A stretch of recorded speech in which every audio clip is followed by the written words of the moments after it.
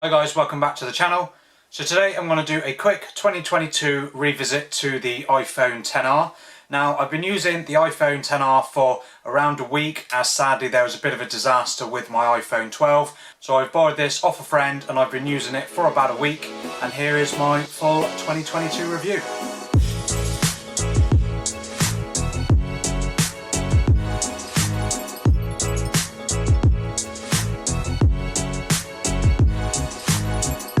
So let's just quickly talk about the design of iPhone XR. Now, to be honest, there's not a huge amount to talk about in regards to iPhone XR, as it shares the same design as what you've seen since 2017 with the iPhone X and even iPhone 13 and 13 Pro. As far as the screen goes, it's basically identical aside from the smaller notch on iPhone 13s. But everything else is the same. You get the same 6.1 inch display as what you'll find on the iPhone 11 and iPhone 12. And then you get the same notch with the selfie camera and Face ID sensors up there.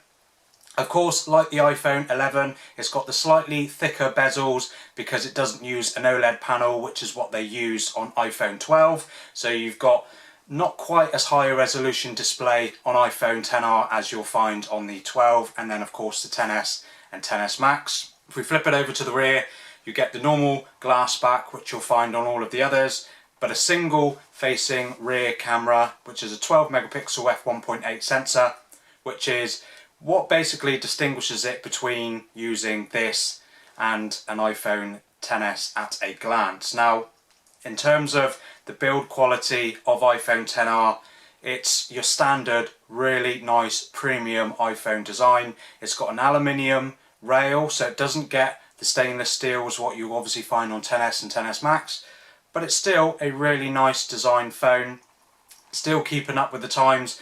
Again, although like I said, with the 13 Pros they've managed to shrink down the bezels and upgrade the screen tech on those as well. But for everyday use, this thing is actually really good. Now, in terms of actual use of iPhone XR, it features the Apple A12 Bionic processor, which even today is still a really powerful processor. It's absolutely fine at getting through all of your daily tasks and games.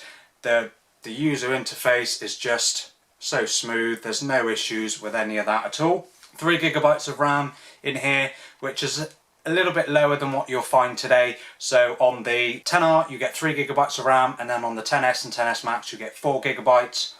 And then it was the same on the 11s, you get 3 gigs on the 11 and then 4 gigs on the 11 Pros. But then on the 12s you got 4 gigabytes of RAM on the base models, and I think, if I remember rightly, it upgrades to 6 gigabytes on the 12 Pros. But still, in terms of RAM, Apple is generally really good at RAM management, which is why they've never needed to put 6 or 8 gigabytes of RAM in any of their phones. There's not been any slowdowns from what I've noticed during my time using iPhone XR, so I can't complain anything on that. As far as the camera performance goes for both of these phones, picture quality is really nice. It's got just the normal Apple photo quality with nice natural colours, really nice amounts of detail, and the fact that it doesn't do any pixel binning is not the end of the world to me. I think these photos are really nice as they are, without the need to combine 4 pixels into one for brighter photos and more detail and all that sort of stuff. So 12 megapixel photos, really nice natural,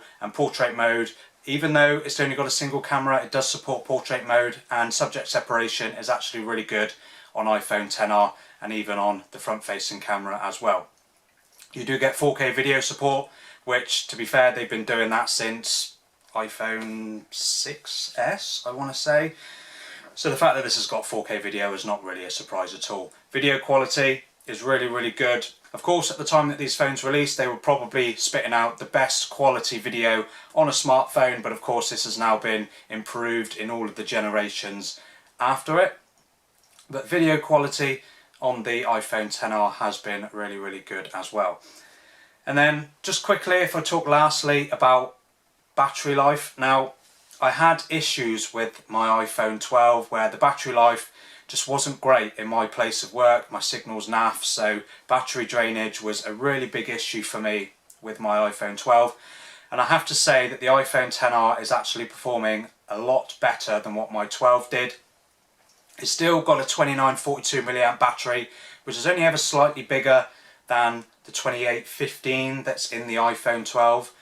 But because of the slightly less powerful processor, the lower resolution display, battery life is actually a lot better on the 10R than what I was finding on the 12. Now, because of the disaster that happened with my iPhone 12, I have also picked up a second-hand iPhone XS Max, which I will be covering in a separate video, so be sure to subscribe so you don't miss when that one goes live.